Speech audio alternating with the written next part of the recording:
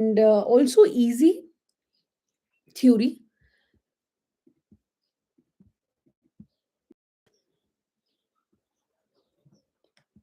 Psychoanalytic criticism. This is chapter 3.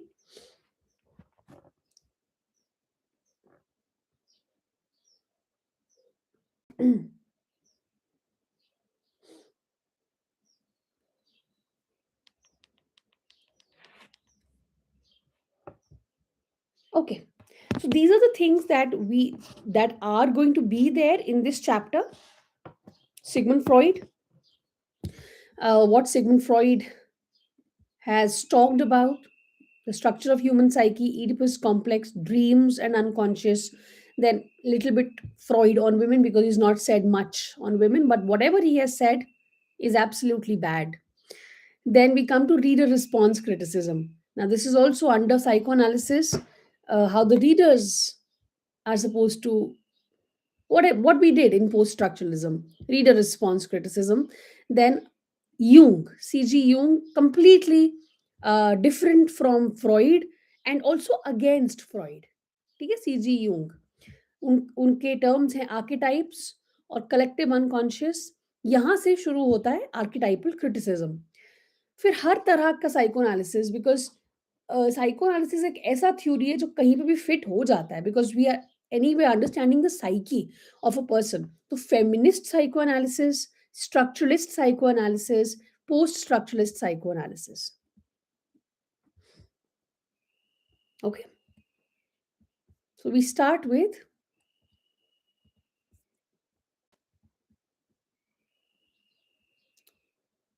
the introduction, and then of course we have Freudian revisionism and schizoanalysis.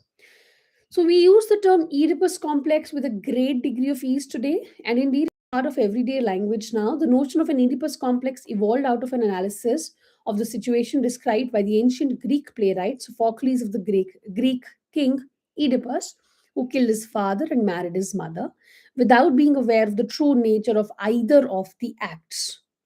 Right. हम लोग Oedipus complex, इसको Oedipus complex है, इसको ऐसा है वैसा. ईडिपस कॉम्प्लेक्स जो टर्म है उसको हम बहुत इजीली आजकल यूज करते हैं, सबको पता है. जो नहीं पढ़ रहा साइको एनालिसिस वो भी यूज कर रहे हैं without really. I mean, of course, we know where it comes from and what it means, but many a times a layman uses it with a great degree of ease today. Everyday language की तरह use करते हैं. कहाँ से आया? ये एक situation थी, एक प्ले में. सोफोक्लीज ने वो प्ले लिखा था इडिपस रेक्स, जहाँ पे जो राजा होता है इडिपस, उस वो अपनी, राजा नहीं होता सॉरी, राजा रानी का बच्चा होता है. वो बच्चा जो है वो, क्योंकि एक एक प्रोफेसी होती है कि this is going to be the reason of your death, तो उसको भेज देते हैं मरने के लिए, बट वो मरता नहीं है. जिसके थ्रू, जिसके हाथ भेजा होता है वो कहीं और उसको दे देता है. तो that child is raised and brought up by another community, he grows up. जो प्रोफेसी है वो तो है ही है, जो फेट और फ्री विल का बहुत रहता है ग्रीक प्लेस में. तो वो बड़ा होता है और अननोइंगली बहुत कुछ होता है. I am not going to go into the play now. वो he kills his father the king and unknowingly he marries his mother. उसको पता नहीं है कि वो उसकी मदर है. ठीक है, तो ये होता है. वहां से टर्म आता है ईडिपस कॉम्प्लेक्स. जब पता चलता है तो of course he does very very bad things to himself. Critical interpretations of the play yielded a theory of the human psyche and proved to be one of the most widely known and controversial intellectual ideas of the 20th century. Today, texts are read for the desires they seem to conceal, the kinds of drives in their characters, and the unconscious in them. हम लोग पढ़ते हैं ऐसे text, या अगर आप text नहीं पढ़ते, आप मूवीज देखते हो, तो आप मूवीज में भी कैरेक्टर्स को देख सकते हो और देख सकते हो कि किस, गुड मॉर्निंग राजेश, कि किस तरह की ड्राइव्स उसके अंदर है, किस तरह की डिजायर्स हैं जो कैरेक्टर छुपा रहा है. कोई भी आप सोचो, कोई भी आपके फेवरेट, कोई आपको बहुत से रिसेंटली आपने कुछ देखा हो, उसके कैरेक्टर्स सोचो, you will find something that is hidden, the drives that are there in the characters, and the unconscious, what is the unconscious telling you. So, this critical move to explore the nature of the human psyche by exploring the deeper hidden meanings of the text and their characters is identifiable as a major critical method today, which is psychoanalysis. ठीक है? Now that was an introduction कि कहाँ से आया Oedipus complex, mainly the term and what it is. And then we have the father of psychoanalysis, which is Sigmund Freud. Such interpretations of literary texts and figures like Shakespeare's plays and Dostoevsky were not done by academic critics, but rather by a man who came from a different profession altogether. तो ऐसा नहीं है कि किसी literary आदमी ने या औरत ने आके इन टेक्स्ट्स को एनालाइज किया, कोई क्रिटिक था जिसने इस तरह से एनालिसिस किया एक टेक्स्ट का, नहीं। तो ना Shakespeare figures like Shakespeare's plays and Dostoevsky were not done by academic critics. एक ऐसा आदमी था जो बिल्कुल ही अलग प्रोफेशन से आया। He was trained as a doctor और एक प्रैक्टिसिंग थेरेपिस्ट थे वो for what were considered psychological problems. उस टाइम पे तो साइकोलॉजिकल प्रॉब्लम्स को इतना महत्व भी नहीं दिया जाता था, it was not given that kind of an importance. Psychological problems के साथ सिगमंड फ्रॉइड डील करते थे। He not only invented a whole new discipline and a medical mode, psychoanalysis, but also generated concepts and ideas that have an enormous impact on literary criticism. ठीक है, तो psycho analysis शुरुआत किया Sigmund Freud ने। सिर्फ यही discipline को नहीं इन्वेंट किया इन्होंने, एक मेडिकल मोड, लेकिन इन्होंने कॉन्सेप्ट्स और आइडियाज भी दिए मेडिसिन से जो लिटरेचर में आके इम्पैक्ट कर रहे हैं। So Freud emphasized that language concealed, revealed और modified hidden desires, anxieties and fears. Again घूम फिर के हम वापस बात लैंग्वेज पे ही करते हैं, सब कुछ क्योंकि लैंग्वेज में ही है। There is nothing outside text. Language के अंदर ही सब कुछ छुपा है, कंसील करता है, रिवील करता है हिडन डिजायर्स को, एंग्जाइटीज को, हमारे फियर्स को। So this point was that his point was that desire does not express itself easily because culture does not allow or facilitate it, and we need to pay attention to language and other forms of symbolic expressions. हमने I think last class में बात की थी कि taboo होता है। जिस भी क्लास में मैंने इडिपस कॉम्प्लेक्स की एक बार बात की थी कि रिप्रेशन की हमने बात की थी कि क्यों सिगमंड फ्रॉइड के अकॉर्डिंग जो पहली चीज हम रिप्रेस करते हैं वो होती है एज अ चाइल्ड, वो होता है द डिजायर। मेल चाइल्ड के लिए the desire for the mother वो रिप्रेस कर देता है gradually, not initially. Initially, he shows the signs of Oedipus complex, but then he represses it because he understands that this is not allowed in the society. ये taboo है और हमारे actions हमारी society के हिसाब से होते हैं। हम लोग उस तरह से टेम हो जाते हैं, otherwise we are also wild animals. एक छोटे बच्चे को देखो आप, वाइल्ड, लेकिन हमारे अंदर वो एबिलिटी है I think to mould ourselves to be what the society wants us to be. तो ये हम रिप्रेस कर देते हैं, एक बच्चा जो है वो छोटा रिप्रेस कर देता है। तो ये कह रहे हैं कि जो डिजायर है वो हम अच्छे से एक्सप्रेस करते ही नहीं है कभी भी, क्योंकि वो तो अलाउड नहीं है, कल्चर अलाउ नहीं करता उसको। इसीलिए अब पता कैसे लगाएं फिर इन सब चीजों के बारे में क्या है अनकॉन्शियस में? We have to pay close attention to language and other forms of symbolic expression, जैसे कि जेस्चर, किस तरह के साउंड्स हैं, किस तरह का एक्सप्रेशन, क्योंकि फेस पे कई चीजें आ जाती हैं। फेशियल एक्सप्रेशन क्या है, लिख क्या रहा है वो, अगर राइटिंग है कोई, इन सब चीजों को डिस्कवर करने के लिए। तो इसमें फ्रॉइड एक लिंक निकाल रहे थे लैंग्वेज और अनकॉन्शियस के बीच में। A move that was to become the core of both the psychoanalytic practice and criticism. Talking cure कहा इन्होंने इसको, टॉकिंग क्योर। तो लैंग्वेज और अनकॉन्शियस, क्योंकि और कोई तरीका नहीं है अनकॉन्शियस को हम कैसे समझें। और इन्होंने कहा कि जो है सब अनकॉन्शियस ही है भाई, ये देखो ऐसे है।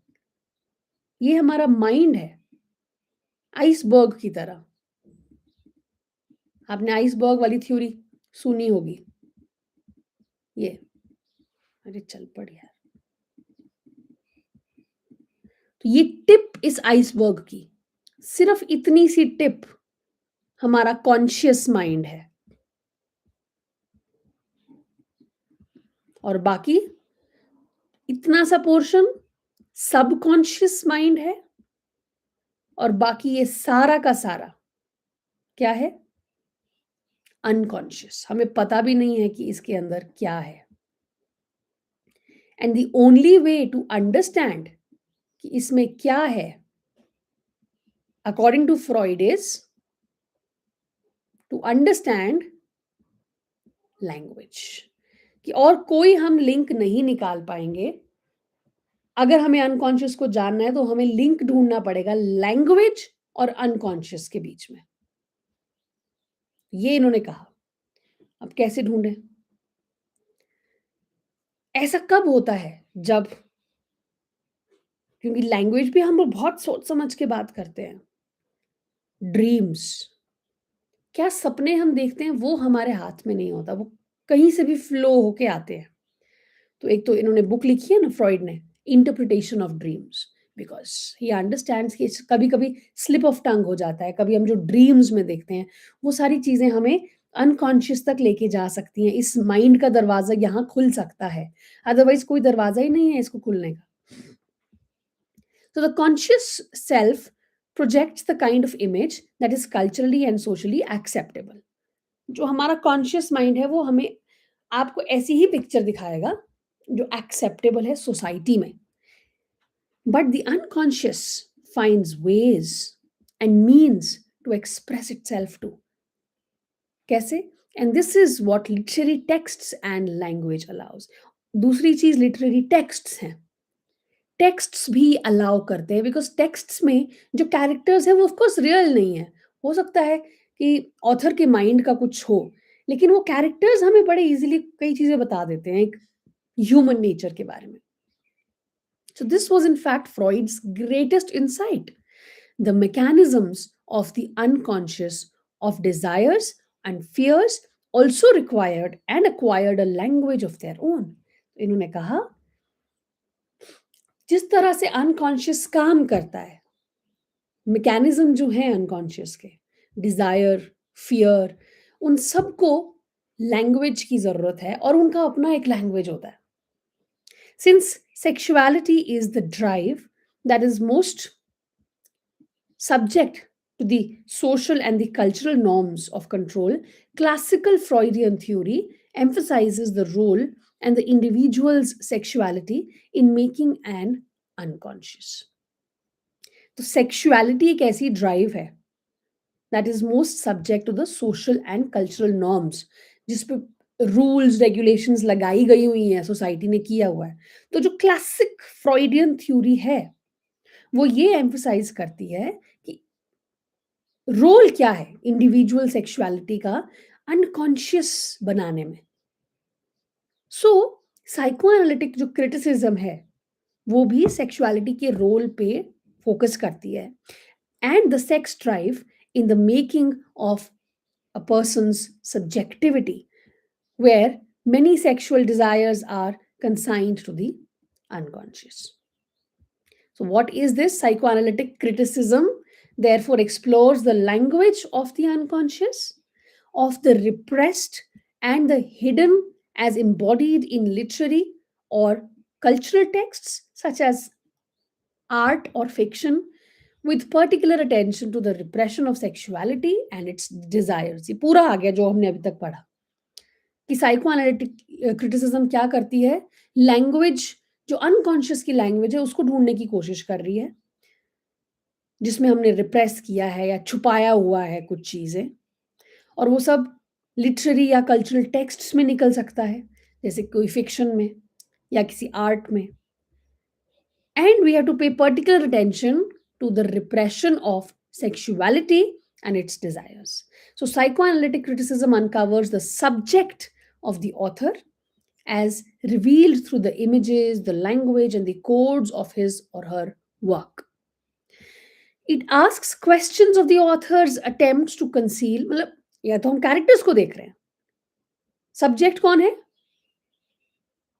ऑथर का जो सब्जेक्ट है, वो उसके कैरेक्टर्स हो सकते हैं, वो कैसे उसको रिवील कर रहा है, इमेज क्या है उसकी, लैंग्वेज कैसी यूज कर रहे हैं। And it also ask questions of the authors attempt to conceal, क्या ऑथर कोई डिजायर या ड्राइव को छुपा रहा है या छुपा रही है, and the cultural codes that force her or him to do so, और ऐसा क्यों कर रही है वो, क्यों छुपा रही है या छुपा रहा है। तो फ्रॉइड का main theoretical move on the mind and the unconscious in psychoanalysis have to be studied in some detail before we look at the use they can be put in psychoanalytic literary theory. तो पहले तो concept समझने पड़ेंगे ना, तब आपको समझ में आएगा कि इस कॉन्सेप्ट को अप्लाई कैसे करना है। Let's understand structure of the human psyche. Freud ने कहा हमारी ह्यूमन साइकी में तीन कंपोनेंट्स हैं, ठीक, कौन कौन से, ईगो, सुपर ईगो, इड। क्या है ये तीनों, ऐसे बना लो एक पेंडुलम, बस ऐसे ही है ये भी। आप समझ लो कि ईगो बीच में है, एक तरफ इड है और एक तरफ सुपर ईगो है, ठीक है। अगर आपने एक छोटा बच्चा देखा है, उसको और किसी का, वो किसी के बारे में नहीं सोच सकता, एक छोटा बच्चा आए, जैसे उसको पता चलता है मैं एक इंडिविजुअल हूँ, मेरी एक पहचान है, एक आइडेंटिटी है, आए, ये मेरा है, मैं खेलूँगी, मैं करूँगा, सब कुछ मैं पे है, और ये इड भी वही है, मैं। सेल्फिश, जो एक इंस्टिंक्ट्स वाला जो एरिया होता है, जिसमें आपके सारे डिज़ायर्स हैं, जो आपकी कॉन्शियस माइंड में, जब आप बड़े हैं तो आपकी कॉन्शियस माइंड में वो नहीं आते। लेकिन हम सबके अंदर जो इड है ना छुपा हुआ, वो हमारी डिज़ायर्स क्या हैं, हमारे एम्बिशंस क्या हैं, हमारे ड्रीम्स क्या हैं, ये सारी चीज़ें इड में आती हैं। और ये id is what Freud wants to explore, because यहीं से पता चलेगा अनकॉन्शियस माइंड में क्या है। सुपर ईगो क्या है? सुपर ईगो है सोसाइटी। जब देखो, जब बच्चा बड़े होने लगता है या छोटे होने से भी उसको हम लोग टेम करना शुरू कर देते हैं। उसको बोलते हैं ये अच्छा है, ये बुरी बात है। रोज़ पता नहीं मैं कितनी बार अपने बेबी को कहती हूँ, ये गंदी बात है, ये गंदी बात, मतलब अब मैं अपने आप, when I say this again and again, I am realizing I have nothing left to say to him. I mean now I have to be quiet in front of him. तूने जो करना है वो कर ले, because otherwise I will go mad. That's the stage he is at, because he, वो भी उस स्टेज पे है कि ये मेरा है, ये मैं करूँगा, बस मैं ही हूँ जो हूँ। उसको सब अब चाहिए, मतलब किसी और के टॉयज़ भी मेरे हैं, ये पूरे धरती, ये सब मैं हूँ, मेरा है सब कुछ।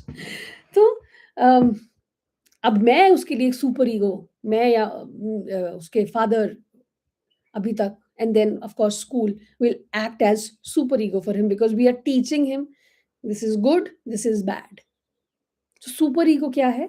कॉन्शियंस, सोशल कल्चरल कोड से लेके हम एक जब फीड करते हैं किसी को कि इस तरह से सोसाइटी वर्क करती है, ये अच्छा नहीं है, ये गंदी बात है, ये बोलना अच्छी बात नहीं है, अदरवाइज कुछ भी वो मुंह से निकालते हैं। और फिर आता है ईगो बेचारा। I really pity ego, because हम लोग ना ईगो की बात करते हैं, बड़ा ईगो है तेरे में, ऐसे बात करते हैं ना। ईगो ने कुछ नहीं किया है, वो बहुत शरीफ है। इनफैक्ट वो जो ये लड़ाई है ना इड और सुपर ईगो के बीच में, उसको सँभाल रहा है। It is the balancing factor between the both. ये बैलेंस करके रखता है हमें, हमारा ईगो। ईगो हमारा कॉन्शियस माइंड है, ठीक है? Let's read. Ego, ego is the conscious mind which we work with. जो हम कॉन्शियसली से ये करना है, ये करना है। मुझे नहीं सोचना सोसाइटी के बारे में, मैं तो वही करूँगी जो मुझे करना है। तो पेंडुलम इड की तरफ चला गया। अरे यार! ये तो बहुत गंदा कर दूंगी, मैं अगर मैं ऐसा कर दूंगी, I should think better, ego super ego की तरफ चला गया.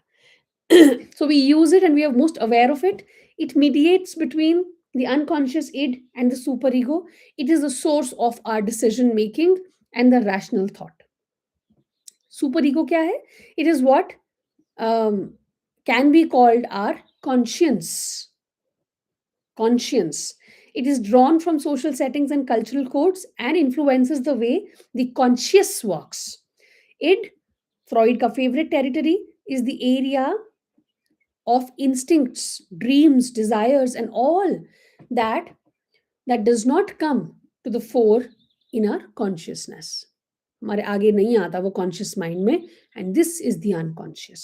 So Freud proposed that ये हमारी जो human psyche है, it has an area into which all of these desires and fantasies that cannot be expressed यहाँ चली जाती हैं. कहाँ जाती हैं? अनकॉन्शियस माइंड में. जो भी चीज़ें हमें लगता है सोसाइटी अलाउ नहीं करेगी, या हमें लगता है ये मेरी ऐसी डिज़ायर है जो यार कभी भी कोई आस-पास समझेगा नहीं. एंड इन फैक्ट हमारे बीच में बहुत सारे ऐसे लोग होंगे जो LGBTQ+ की कैटेगरीज़ में जाना चाहते हैं, but they are not there. I mean, they identify themselves as, let's say, a lesbian or a gay, but the pressure around them, the societal pressure around them is so much that they have repressed their desires, and maybe they are living a life which is away from their own sexuality. Maybe they are not, they are living, not living as a lesbian or a gay, but as a heterosexual.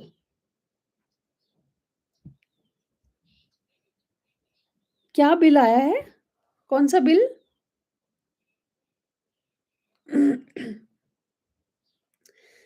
तो क्या बोल रहे थे हम? तो ये जो पूरा प्रोसेस है जिसमें हमारी डिजायर्स, स्पेशली सेक्सुअल डिजायर्स को हम अनकॉन्शियस माइंड में पुश कर देते हैं ताकि वो हमारी डेली लाइफ को इन्फ्लुएंस ना करे और हमारे कॉन्शियस माइंड में ना आए, उसको कहते हैं रिप्रेशन. ठीक है, it's a very important term of Freudian psychoanalysis. Repression. Freud himself described the concept of repression as cornerstone of psychoanalytic theory. Very important. क्या है रिप्रेशन? सब कुछ छुपा देना अंदर. आपको पता है सिर्फ सेक्सुअल डिजायर्स नहीं, बहुत सारी सैड मेमोरीज, बहुत सारी ऐसी मेमोरीज या ऐसे इंसिडेंट्स जो हमारे कॉन्शियस माइंड के लिए इतने ज़्यादा पेनफुल हों कि वो हमारे कॉन्शियस माइंड के साथ डेली इंटरफेयर करे. आपको पता है इतना ब्यूटीफुली वर्क करता है हमारा माइंड. उन इंसिडेंट्स को हमारा माइंड रिप्रेस कर देता है अनकॉन्शियस में. कभी शायद आपने देखा होगा टीवी में या इवन इन रियल लाइफ, कई लोग, let's say a death of a closed one, कुछ लोग तो रोते हैं, निकालते हैं, है ना, हो जाता है.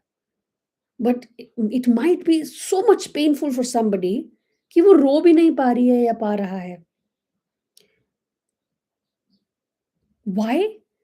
एक तो the conscious mind is not ready to accept it, and maybe her mind or his mind is telling it to just repress this thought.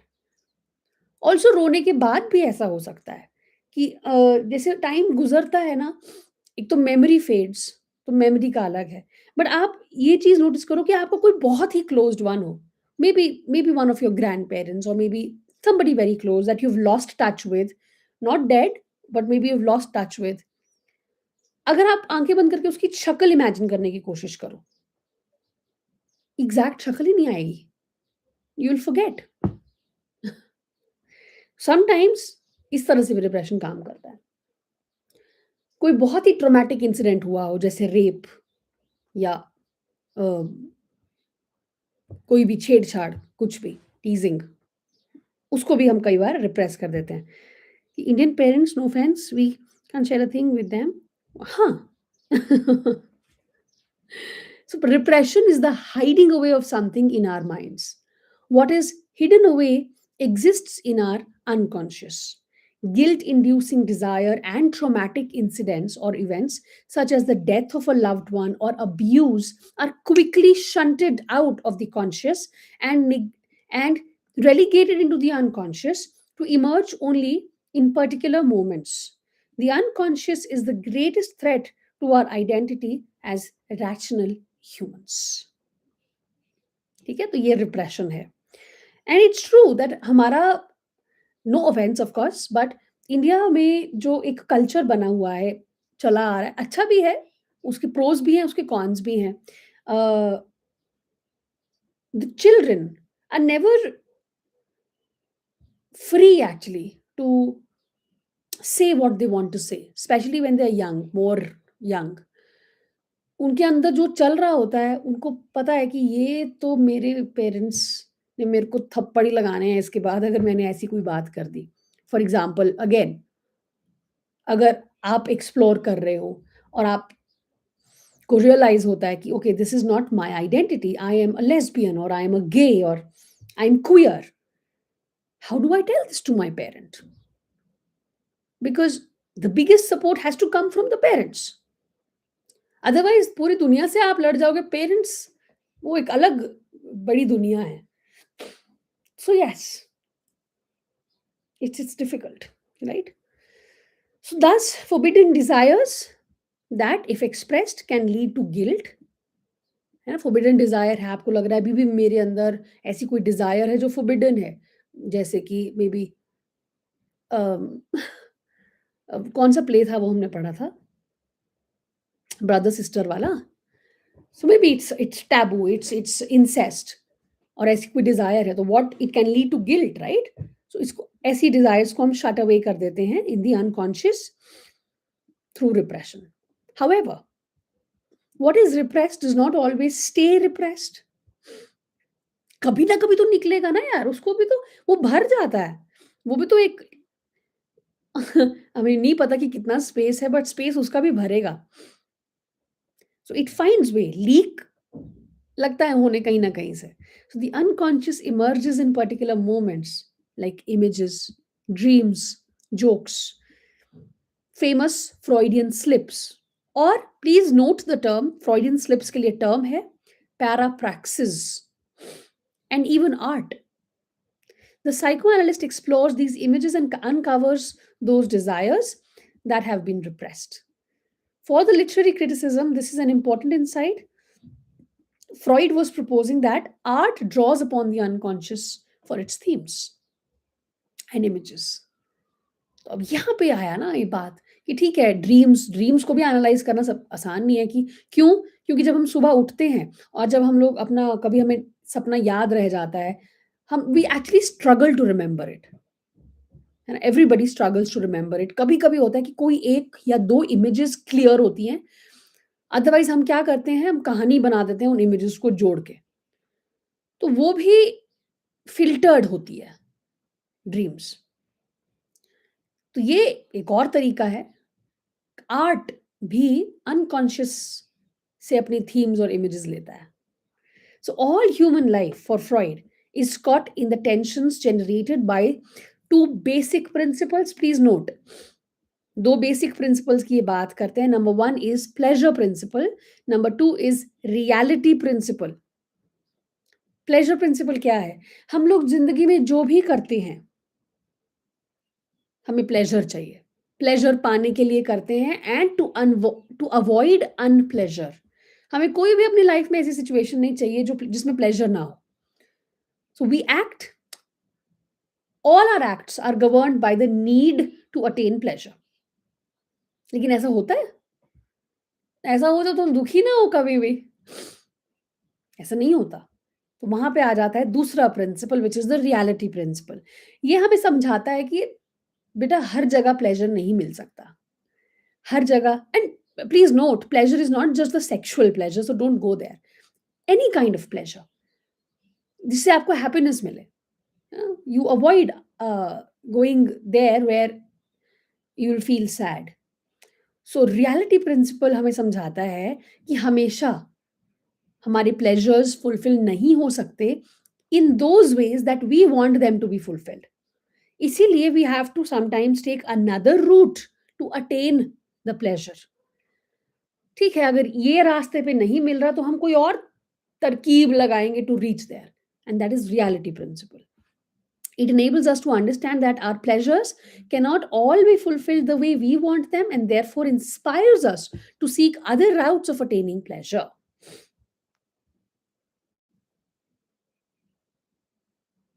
सुबह के याद रहते हैं, हाँ।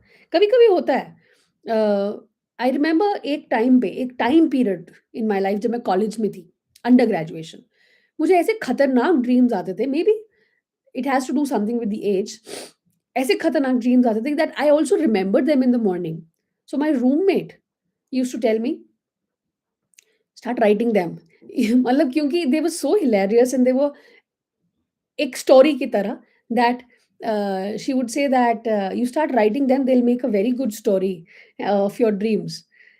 That kind of dreams. But if I talk about now, I find it, I struggle to remember. मुझे ऐसा कभी-कभी होता है कि यार आज कुछ बड़ा अच्छा-सा ड्रीम आया था। I just cannot remember it. So sexuality is the primary drive in our subjectivity according to Freud. वही कह रहे हैं कि हमारी प्राइमरी ड्राइव देखो, फ्रॉइड के लिए everything has to do with sexuality. उसकी जो थ्योरीज हैं वो सेक्स के अराउंड, प्लेजर के अराउंड बेस्ड हैं। इसीलिए फ्रॉइड को क्रिटिसिज्म भी मिला है कि यार हर चीज में आपने सेक्सुअल थीम्स को डाला हुआ है। वो वर्क ही उसके अराउंड कर रहे थे। ये कहते हैं कि मतलब बचपन से ही बच्चा जो है वो इसी तरफ है। Sexuality is the primary drive in our subjectivity according to Freud, and he terms this libido. Yes, it doesn't. Libido, ठीक है? Libido is the sexual energy according to Freud. Jung will give a different definition of libido. Jung के लिए libido is not just sexual energy, but it is any form of energy that we all have, and that can be channelized. बहुत energy है हम सबके अंदर। इनके लिए libido is only the sexual part. Now, the problem is, according to Freud, not all sex drives or desires can be put into operation. है ना? सारी आपकी sexual desires fulfill नहीं हो सकती. Therefore, what gets repressed primarily is also the sex drive. सबसे पहली चीज रिप्रेस होने वाली भी सेक्स ड्राइव ही है, specially when we talk about Oedipus complex. एक छोटे बच्चे की हम बात कर रहे हैं, male child. So an individual's sexual identity is hence partly the result of expression of desires and partly the condition caused by the repression of the same. ये कह रहे हैं बड़े होके एक इंडिविजुअल की जो सेक्सुअल आइडेंटिटी बनेगी वो क्यों बनती है, इस हर एक बच्चा एक अलग अलग तरह का होता है, हर एक बड़ा इंडिविजुअल अपनी अपनी तरह का होता है। It is the result of the expression of desires, number one, and also partly the condition caused by repression of the same.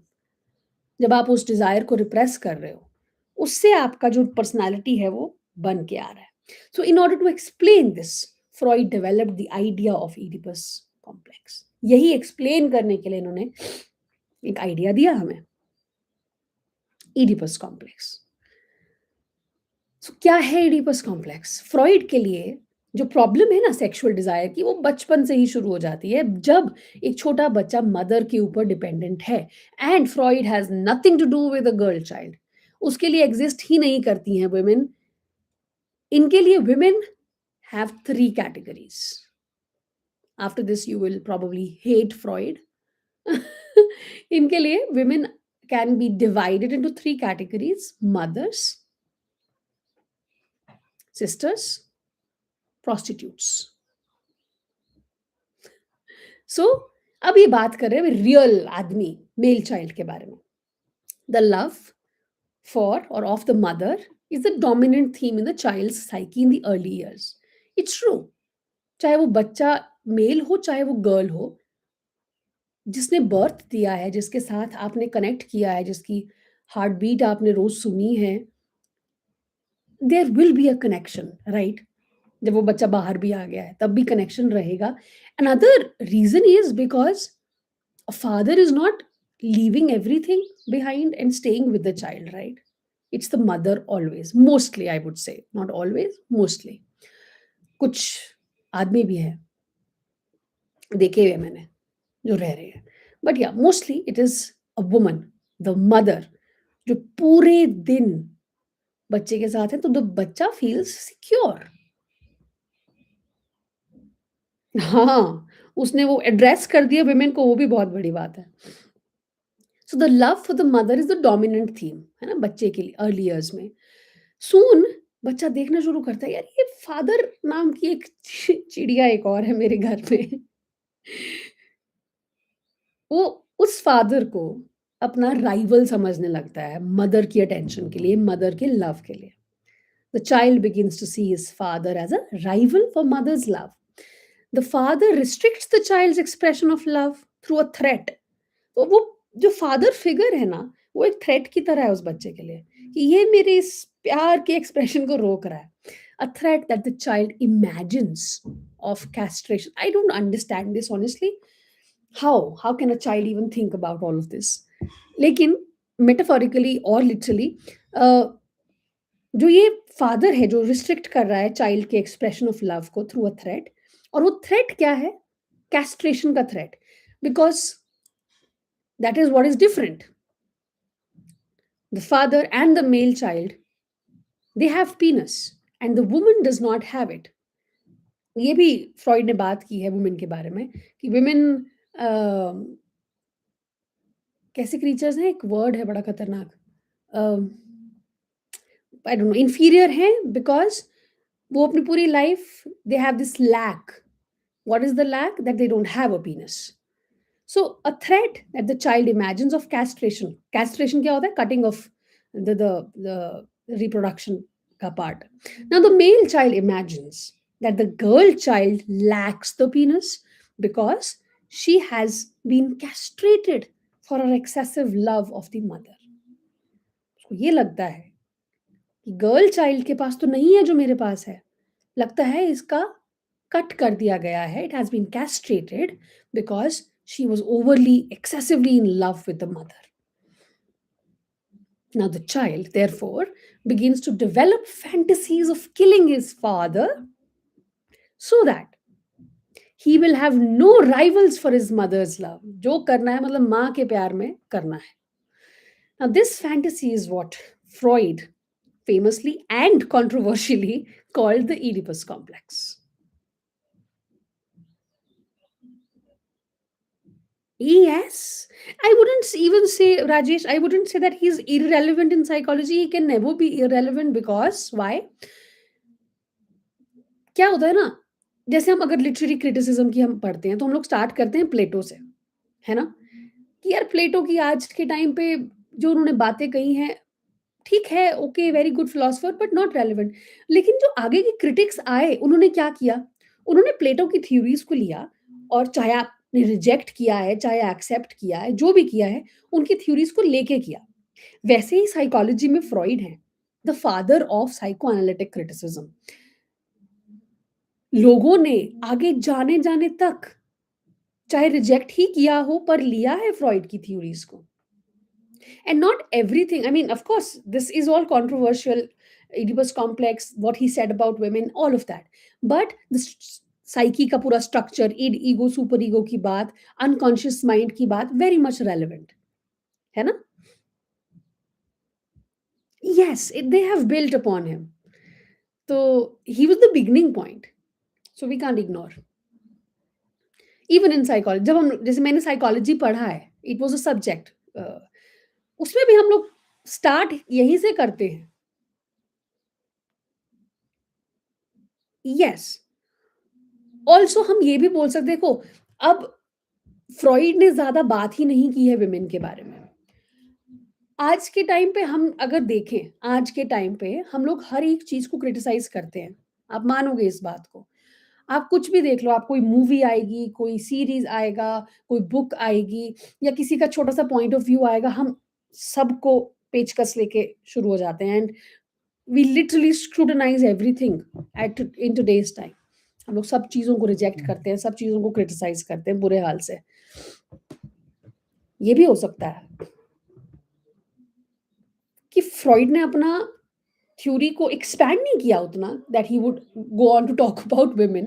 वो लिमिटेड ही रखा कि मैं मेल चाइल्ड की ही बात कर रहा हूँ यार, क्योंकि मेरे स्टडी के सब्जेक्ट्स वैसे हैं। By the way he had a subject, I think उसका नाम एलिजाबेथ था, she was a woman, but he is not said very good things about women, so yes, इनका तो बनता है क्रिटिसाइज होना। हाँ, वही है। इस रास्ते में खड्डे बहुत हैं। Now soon the child sees the father as possessing the greater authority, है ना, कि यार मेरे घर में जो फादर का अथॉरिटी है ना वो बड़ा है। इसी के लिए क्योंकि सब कुछ हो रहा है। स्पेशली क्यों? Because the father can castrate the child for excessive desire in the relationship child mother father. तो ये एक रिलेशनशिप फॉर्म होता है। Now this marks the shift in affiliation. The child now seeing the father as the source of all power, अब वो देखता है ना जैसे-जैसे बड़ा हो रहा है कि मैं कुछ कर तो पा नहीं रहा हूँ, मैं अपने पापा को मार तो सकता नहीं हूँ, लेकिन मुझे ये समझ में आ रहा है कि जो पावर है, जो अथॉरिटी है, वो उस फादर के पास है। पेट्रियार्की को वो समझने लग रहा है अब। So what he does is वो अपना फ़ोकस बाहर निकालता है उस प्यार से and he starts focusing on the father because the father represents the outside world for him. The desire for the mother is shut away in the unconscious, kar diya repress. When the child accepts the law, which is you shall not make love to your mother, and this law becomes the threshold of the conscious unconscious. So for Freud, the Oedipus complex is the source of all repressed desires, the emblem of all that is repressed, because even love is antagonist in nature when triangulated between the boy, the mother, and the father. The Oedipus complex enabled Freud to argue कि जितनी desires हैं, repression है, anxiety है, ये सब एक problem पे based हैं, प्रोहिबिशन, या फिर जिसको हम टर्म करते हैं टैबू। इन्होंने टैबू टर्म का यूज किया है। The child never really overcomes the complex but merrily shuts it away. Child कभी भी ओवरकम नहीं करता है, उसको सिर्फ शट डाउन करता है। अभी देखो उठ गया है तो चीख चीख के रोएगा because he does not want his father in the room. He says, you get out of the room, send my mother to the room. And as soon as I will go, all good. The unconscious consists of repressed desires, such as the love for the mother. तो unconscious में पहली चीज जो repress होती है वो है ये ईडिपस कॉम्प्लेक्स। अब आगे चल के इलेक्ट्रा कॉम्प्लेक्स की भी बात की है, which is the other way around, which is the girl child's love for the father and when she sees mother as the rival. लेकिन इनिशियली चाहे वो लड़का हो चाहे लड़की हो, both have this kind of love for the mother. लेकिन then the girl child shifts the attention to the father because she understands कि ये जो है इसके पास पीनस है और ये आउटसाइड वर्ल्ड को रिप्रेजेंट करता है।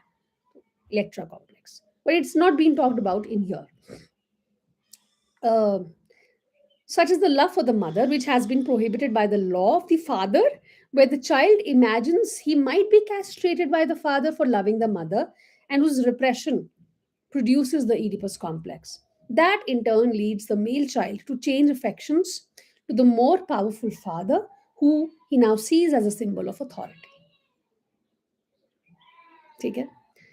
And all of this can't, I mean, of course, ठीक है, controversial है, बट ऐसी हवा में नहीं किया था फ्रॉइड ने बातें। बहुत स्टडी इन्होंने किया होगा, बहुत सारे इनके सब्जेक्ट्स रहे होंगे, and not all of this is wrong. A child does show this kind of N obsession with the mother actually, especially the male child. I don't know about the female child. I only have a male child.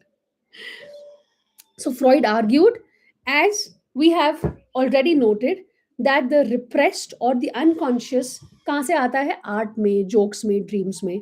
और Freud ने analyse किया हर एक expression को। और फिर anyway इन्होंने बाद में बहुत सारी रीडिंग्स भी की, जैसे हैमलेट की, डॉस्टोएस्की की नॉवेल्स की।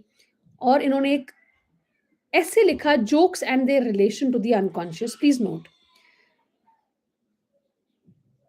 और इनका famous work interpretation of dreams, ठीक है, जिसको हम नेक्स्ट में पढ़ेंगे। I will stop here.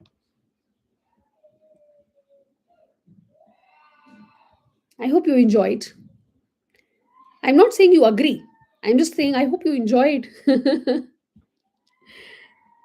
चाहे अग्री करो चाहे डिसएग्री करो, पढ़ने में तो मजा आता है। समझने में कि यार क्या क्या कह गए और कैसे कैसे प्रूव किया आपने पॉइंट को, right? I don't know, he never made sense. हाँ, साइंटिफिक वैलिडिटी कभी भी नहीं हो सकती when we are talking about psychology, because we don't understand what's inside. they have just tried to make every discipline a scientific discipline. जैसे psychology को भी, it's a science of the mind. It is male centric, that there's no doubt in that, right? इसलिए हम लोगों को, specially women, should just enjoy उसके time के हिसाब से लिमिट। हाँ, of course, that's true, right? He didn't see this version of the women that we have, इसीलिए टाइम के हिसाब से क्रिटिसिज्म होता है। उन्होंने अपने टाइम के हिसाब से दिया, कुछ गलत, कुछ सही, कुछ कंट्रोवर्शियल, बट दिया, दरवाजा खोला, दिमाग में घुसने का दरवाजा खोला, और बहुत कुछ सिखा के भी गए। एफ्लू फॉर पीएचडी, हाँ, ओके, या प्लीज गो फॉर इट। तो एफ्लू में, because they have separate departments for everything, like English literature, Indian literature, cultural studies, आपने कौन से प्रोग्राम में फिल किया, it depends on that. And कुछ प्रीवियस पेपर्स मिलते हैं तो वो देखो, लिखना है बस अच्छा। Correct, correct, right. You can get in touch with me, Rajesh, message कर देना, कुछ प्रॉब्लम आएगी तो, ठीक है, we can talk. All right, I'll see you tomorrow, and I will share Coleridge today and the other uh, class also on psychoanalysis. Okay? Have a good day, study well, bye bye.